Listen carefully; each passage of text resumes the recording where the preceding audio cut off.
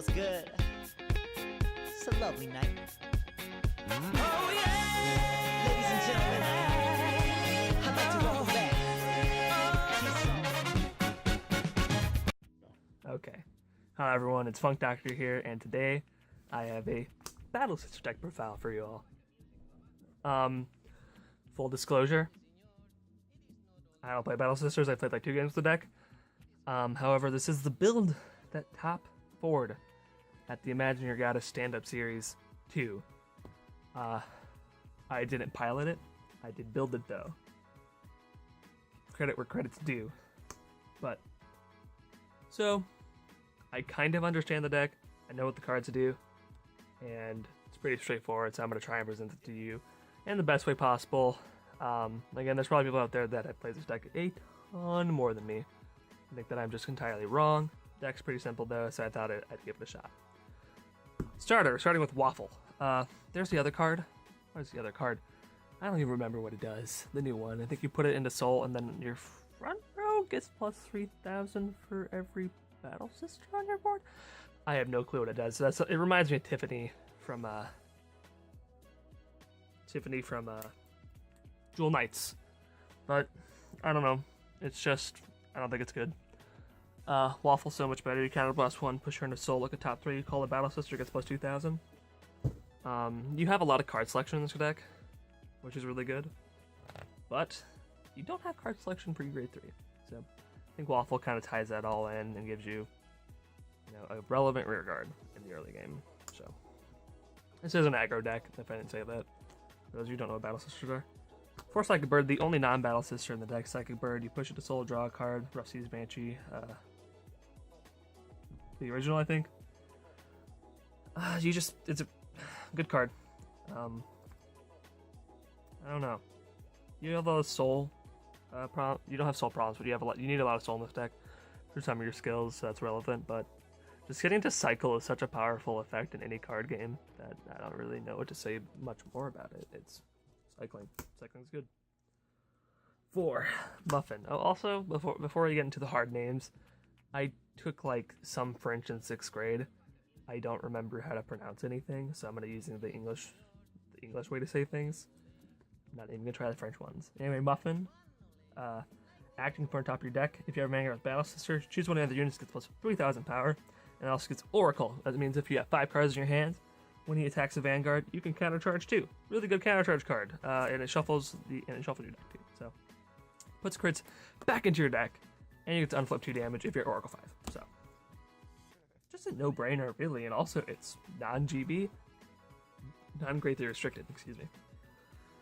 4 Battle Sister crits, vanilla. Gotta play as many Battle Sisters as possible. Don't play draws. There's no reason to play draws. You have enough draws in the deck already. Don't play stands. You don't need stands. Crits are just more efficient. This is an aggro deck. You want to hit crits as much as possible. Also, we have stacking at our grade 3. So even if you haven't been able to rush them super well, you can be, okay, look at the top 5 cards of my deck. There's 3 crits here. Put them all on top. So 12 crits important. 4 heals. We don't play we actually just don't play the Fighters Collection G-Guard. That was something that I decided because I didn't think it was very good in this build. So we're just playing We're gonna play the 4 Battle Sister heals anyway. This is less superior art. Whoever built this deck, what is it? I don't know the fucking name. Better art. It's just lewd. It's gross. Grade 1s. We play 4 Marmalade. She's the perfect shield. She guards any unit, so Vanguard or rear guard. And if you have a Marmalade in your drop zone and you have less than 3 cards in your hand, you can draw a card. So conditional cycle, not as good as Anastasia, but it's good because you're usually calling out your hand to rush the opponent because it's an aggro deck. So getting some of that cards back when you perfect shield is pretty powerful. 4, oh god, this is German, right? This isn't even French. Baumkuchen. She's a Battle Sister G-Guard, or Strike Fodder. You don't need to know anything else about her. We only play 1 grade 3, so you don't need her. Whatever her first skill is, you just gotta... Yeah, she's just a Strike Fodder. 4, Battle Sister Taffy. She is the 10k attacker, so Back in the old days, we played these things called 10k attackers. And they were grade 1s that were 7k that when they attack and you have an archetypal Vanguard, in this case Battle Sisters, they get plus 3000 power and become 10k base when they attack. So, yeah, it's just every single card in this deck, other than Psychic Bird, is Battle Sister, so it's always going to be online. And we're swinging 10s at the Vanguard on turn 1, and if they are at grade 3, you call a booster behind them. Any grade 1 really suffices, and you're slapping at them for 17,000, so. Relevant attacker. 3, Rusk. Rusk is pretty much the same thing, except it's a Soul Blast card with Battle Sister in her name to get the plus 3000, and it has resist. So we're playing 3 of her because she has resist, but she doesn't turn on automatically. But just, you know, we're playing 7 10k attackers, so we're Gucci with that.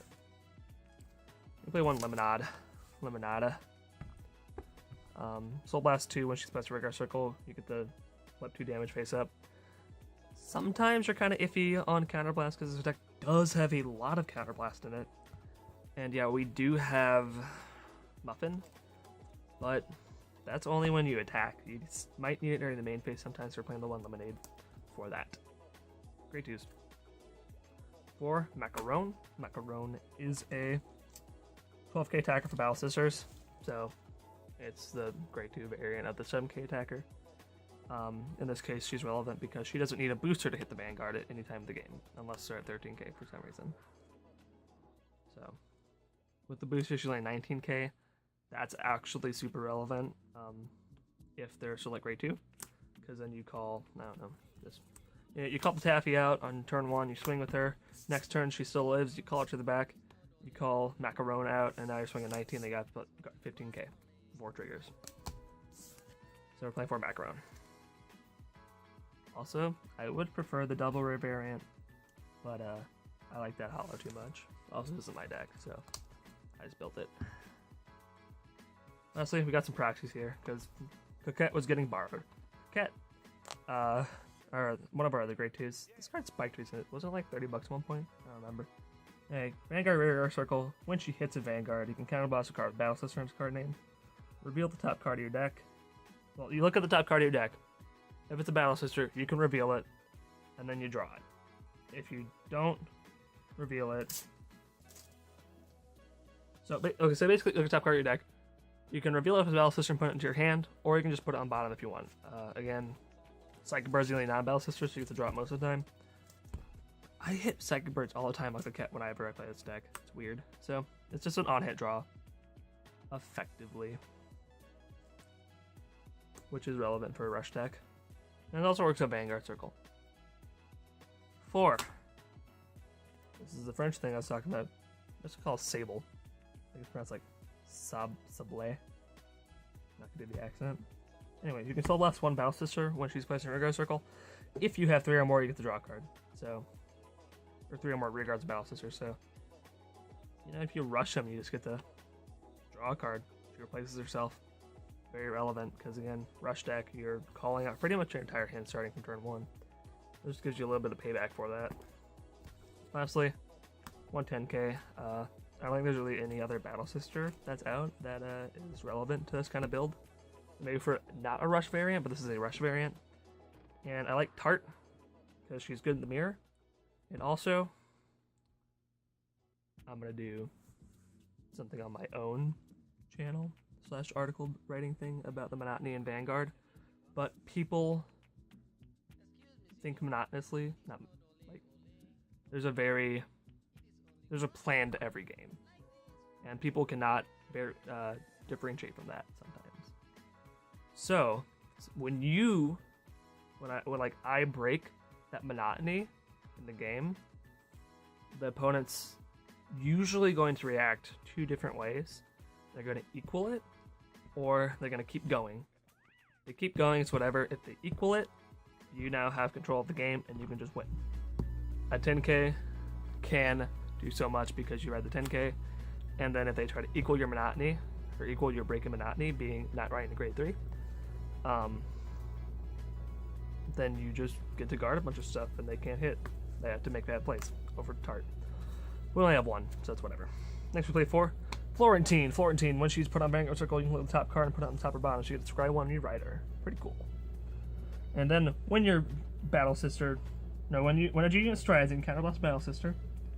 Look at the top 2 cards of your deck, 1 to hand, 1 on bottom. And then when your Vanguard gets all your cards of Battle Sister and the card name, get plus 3,000. So it buffs your board and lets you draw a card. We only play 4 grade 3s for a reason. This is a rush deck, and something I learned in Night Rose is that you don't really care about your grade 3s. Like, you just rush them out, and then when you're about to kill them, you G-assist for your grade 3. If you don't hit it, it's whatever. You continue your rush game until you get your grade 3, and you can finish on the first stride. So Florentine's pretty good for that, but she gives your entire field plus 3,000, which is super relevant for Stolen, which we'll talk about in a bit. So for G-Guards, we play 2... Oh boy. Bavarois. God, hate French.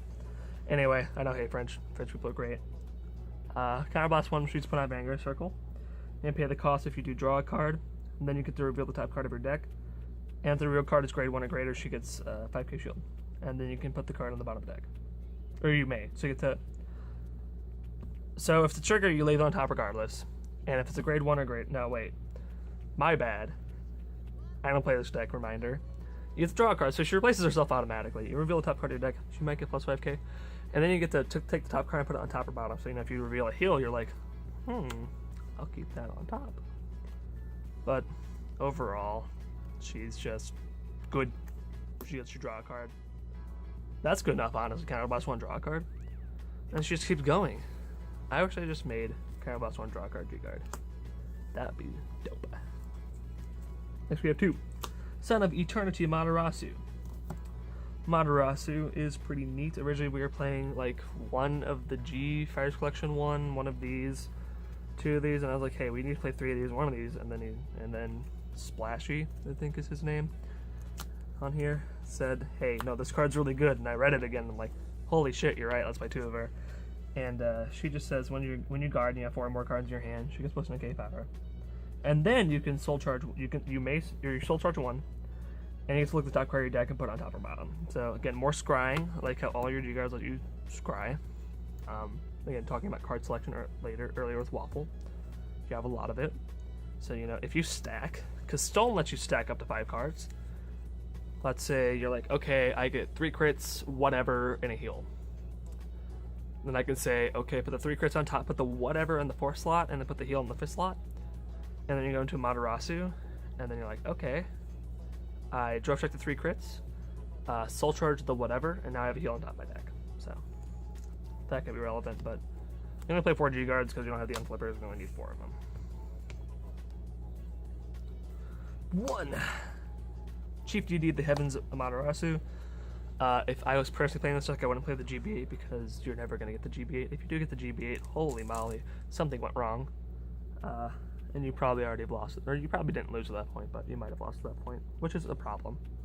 You know, she says you can GB8 counterblast 1, look at the top 5, put up the 3 into your hand, put the rest on top of your deck in any order, and then she gets Oracle. When you drive check a trigger, you get to give your front row plus 5,000.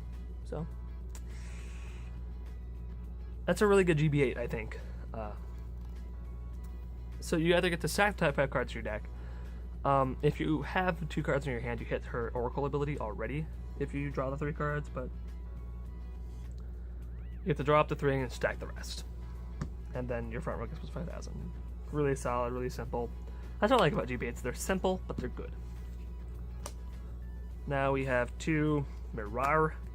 This is a card that I wouldn't personally play. I would play the GR Susano and a Sabreeze over these 2 if I was playing the deck. But I don't know why we kept her. Yeah, she just says, flip over a face card from your G zone, and she says, counterblast 1 when the attack of your Battle Sister hits, you get to draw a card, and then GB3 Oracle, all of your front row Battle Sisters get plus 1,000 for every card in your hand. So if you have a giant hand, I guess it's okay, but I don't really like this card. Like, if you have a lot of open counterblast, and they're low on damage, they're probably going to take a lot. This can get you some hand advantage, I guess, but I don't think this card works very well with the winning image, but I can see it being useful. Again, I haven't played the deck a lot, so that's just me evaluating the card like that. 4. Ichikishima. Ichikishima is the card everyone talks about, everyone knows about. Kind of the reason why Oracle went from having their own tier, remember that meme, into being actually kind of good. And the reason she's good is she has GB3 Oracle. Unflip a card from your G zone. Your opponent cannot call G guards or grade zeros from their hand. So, oh boy, that's good. That's real good, especially against stuff like the Now Griffin. But anyway, what I like about her especially is that you don't have to unflip a copy of her. So if you're in a really, really grindy game, I highly doubt someone's going to be able to live through 4 Ichikishimas, if 3. I've lived through 2. 2 is my maximum living point. I've died to 3 pretty much every time.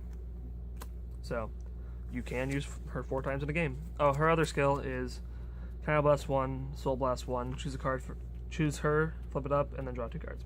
So you can choose it as a first stride. So Tachi Mikaze, I forget her name. It's Take My Zucchini. Got power creeped in this card. Last card we have for Stalin. Stolen says GB3, all your rear guards battle sister's name gets plus 3,000. Again, with Florentine. All your battle sisters get plus 6,000. So we're hitting, plus 12,000 on each battle sister card. Or each column. Or the side columns at least. The main column's getting only plus 6,000. That's just some extra power to finish people off that you just get for absolutely free. But the real reason we play is that you can counter blast 1 off of a copy of her. You may soul charge 1, so if you use Florentine and you scryed, and you're like, I got a card I don't really want my deck on top, let's just push in a soul. You can do that. And then you may look at the top card of your deck for every rearguard battle sister. So if you have 5 rearguard battle sisters, look at top 5. You usually want to call out your hand. Again, as we were talking about earlier, you are calling out your hand most of the time, so you're going to look at the top cards of your deck and just stack the top 5. On top or bottom, right? Yep, top or bottom. You just get the stack top 5 cards of your deck. Yeah, I've won games off this card because, I just call a field, they're at 3 damage.